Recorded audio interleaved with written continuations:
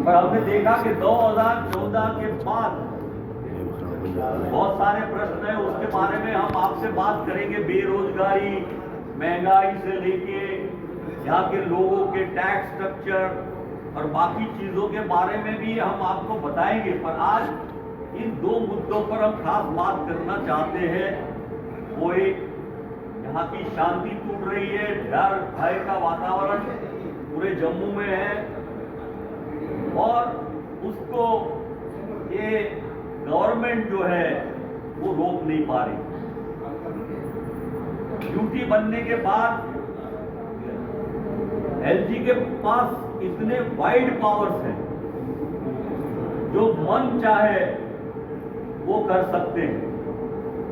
और वो एलिगेशन करते थे यूपीए सरकार पर कि उनकी एडमिनिस्ट्रेशन थी, यूपीए की, डॉक्टर मनमोहन सिंह जी की सरकार में सिक्योरिटी फोर्सेस, आर्मी उनके हाथ बंधे हुए थे और इसलिए टेररिज्म को रोक नहीं पा रहे थे, नॉर्मलसी नहीं ला रहे।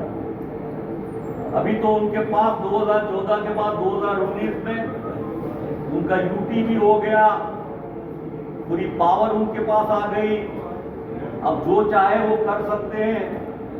उसके बाद भी बड़े ताज्जुब की बात कि पार्लियामेंट का चुनाव हुआ, तब शांति थोड़ी बहुत हमने देखी, लेकिन अब क्यों हो रहा? जेन्युइनली ये सरकार चुनाव चाहती है, कराना चाहती है, लोगों को एम्पावर करना चाहती है, जनता को पावर देना चाहती है, तो वो बारे में बड़े डाउट इसलिए पैदा होते हैं दो तरीके से। सुप्रीम कोर्ट की गाइडलाइन से चुनाव तो करना पड़ेगा और हमेशा ये बात प्रस्तावित हुई है वर्षों के अनुभव से पूरे दुनिया में कि जब भी पीपल्स गवर्नमेंट आती है, लोगों की, जनता की सरकारें आती है, तब शांति बहाल होने का चांस ज्यादा रहता है। जब भी मिलिट्री या सिक्योरिटी फोर्स अकेले से करने से उसकी मदद, डिक्टेटोरियल स्टेप अगर ले गया तो मुझे लगता है कितना कर पा रहे हैं, ये अनुभव हम सबको हो रहा है।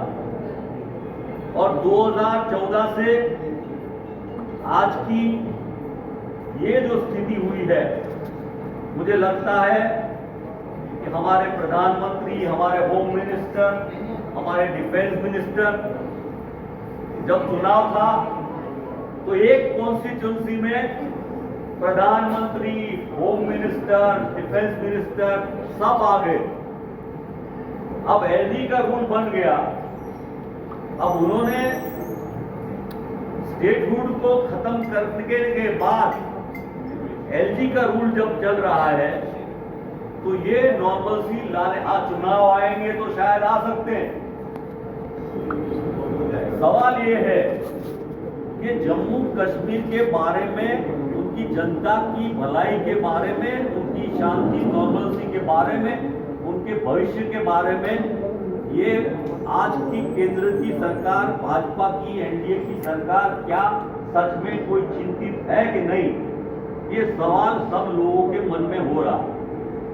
और सबसे बड़ी चिंता हमारे ये जो जवान मारे गए, पिलग्रिमेज मारे गए, हमारा बीडीजी मारा गया, ये सब, पर हमारे जवान आखिर में उनका कर्तव्य, उनकी ड्यूटी, ये जम्मू कश्मीर और देश की जनता की सिक्योरिटी है, उनकी जान बचाना है, बॉर्डर सुरक्षित रखना है। तो अंत में तो ये जनता की लड़ाई है कि हम जनता को बचा पाते हैं कि नहीं।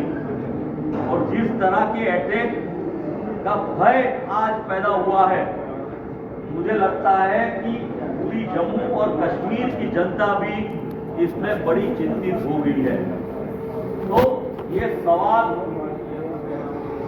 टेररिस्ट एक्टिविटी से अल्टीमेटली जनता की भलाई का, इसके बारे में कांग्रेस पार्टी चिंतित है। इसलिए हम इसके बारे में पूरा संकलन करके इसके बारे में हमारी लीडरशिप, हमारे राहुल जी, हमारे कांग्रेस अध्यक्ष, हमारी स्टेट लीडरशिप इसके बारे में चिंता के साथ सरकार से अपील करती है कि जल्द से जल्द ये एक्टिविटी को खत्म करे और खत्म करके शांति बहाल करे और चुनाव की लिए ठीक ठाक परिस्थिति पूरी करे। अब दूसरा जो इश्यू है, ये इश्यू है कि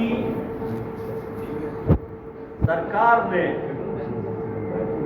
जम्मू कश्मीर रीऑर्गेनाइजेशन एक्ट के द्वारा हालात ऐसे कर दिए हैं कि जम्मू कश्मीर में चुनाव हो, डिलिमिटेशन किया, 90 सीट्स तय हुई, 5 नॉमिनेटेड मेंबर्स तय किए।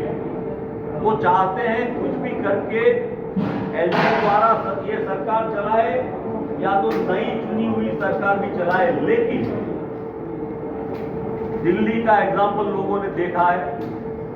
पर ये तो लगता है पौडीचेरी से भी कमजोर सरकार जम्मू कश्मीर में आएगी। जैसे कहते हैं ना, कोई म्यूनिसिपैलिटी बन गई हो और उसके छुटमुट काम उसको दिए गए हो, ऐसी परिस्थिति ये एलजी के द्वारा लाना चाहते हैं। जब इंडिपेंडेंस की लड़ाई चल रही थी, अंग्रेज इसी तरह रूल करते थे और उसी तरह लोकल गवर्नमेंट लाने के लिए उस टाइम पे भी चुनाव 1935, 1932 में हुए, लेकिन उन सरकारों को कोई पावर ही नहीं था, कहे जाने के लिए तो सरकारें थी। उसी तरह अंग्रेजों की तरह मुझे लगता है कि इंडिपेंडेंट इंडिया में आज जम्मू कश्मीर में ऐसे हालात हो रहे हैं। आपने देखा होगा कि मिनिस्ट्री ऑफ होम अफेयर्स के द्वारा